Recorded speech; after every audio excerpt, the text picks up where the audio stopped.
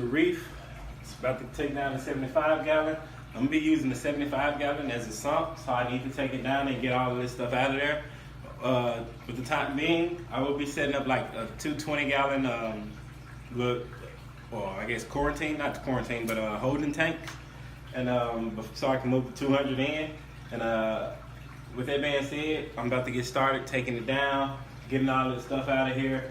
And I'm considering just cleaning off being that I have bubble algae at the moment. I'm gonna clean it like I can, and I'm gonna start dosing Vibrant. See if it's gonna work. If it works for me, that'll be awesome. Of course, like I said, I'm going to do my best at cleaning it, and that'll get most of it out the way. So anyway, I'm gonna get started.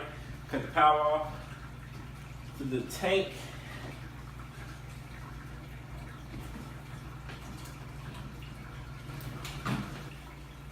All right, we get it started.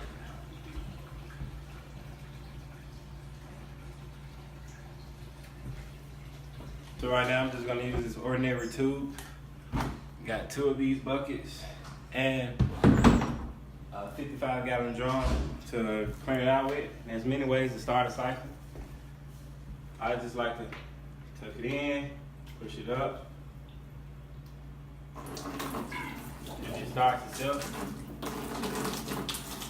For the most part, that's how you do with it.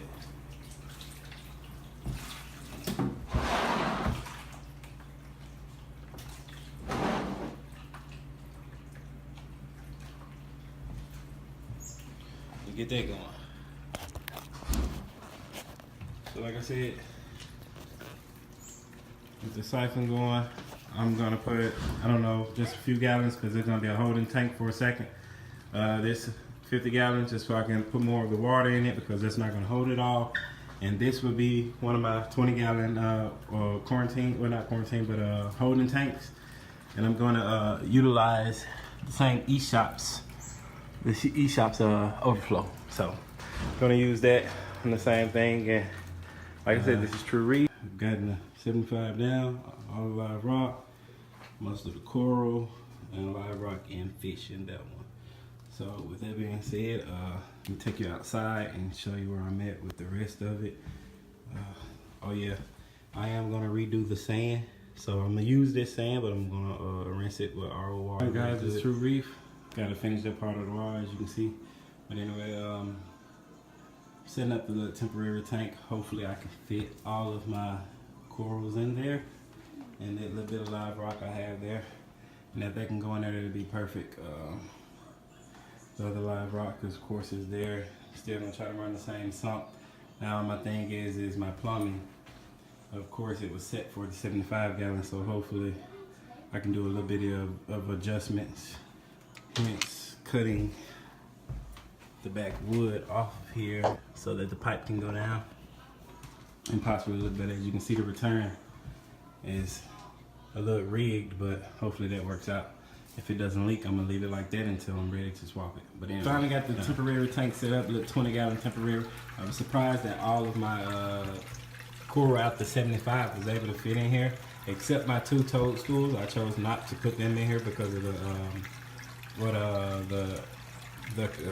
toxins that they give off, and especially moving them, they would definitely probably been giving some off, and I didn't want to deal with that.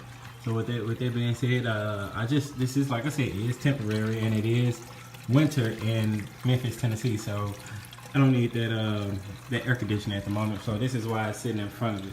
So with that being said, of course, the 200 gallon is going to go in the space of the old 75, which was horizontal of this area. I'll show you that in a minute.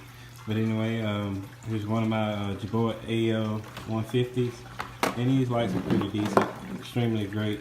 What I did was just use the bracket that came with it, and the bracket is pretty decent. It's definitely pretty decent. It swivels, goes back and forth, but right now, as you can see, it's kind of like to the front of the tank. Maybe that's a good thing, maybe it's not, whatever how I feel about it. But hopefully the corals will bounce back. Like I said, of course, I just moved them. At the moment, they don't look bad, but they don't necessarily, of course, they don't look happy. They look like the light just came on, which is probably what it's kind of like doing since the fact that they were sitting with the light off. So with that being said, my toadstools are in that bucket with my live rock. Just got a power head and a heater in there. They won't be in there long, so maybe 2 or 3 days. And of course that won't hurt it. I don't think it will, I hope not, at least. Now, moving to the sump. Luckily, I did not have to change any of my plumbing. That just went straight down, put it further down. As you can see, I chose not to run the propane skimmer because it may be too much. It's rated for 120 gallons. This is a 20-gallon tank, 10-gallon sump, half filled, and I don't think that it would be necessary. And so what I chose to do, I got some little carbon pads, and they have zeolite in it for the ammonia, and I just chunked those in there. Got 2 of them in that slot, and I might just end up continuously changing those out, just like a regular hang-on back filter. And still got my Chaeto, of course, going and looking amazing. What I am going to do is cut the light. The light will be off, reverse cycle. Hopefully that helps with a pH ordeal. If you saw my my RO system, you saw that my RO water is pretty decent when it comes to pH.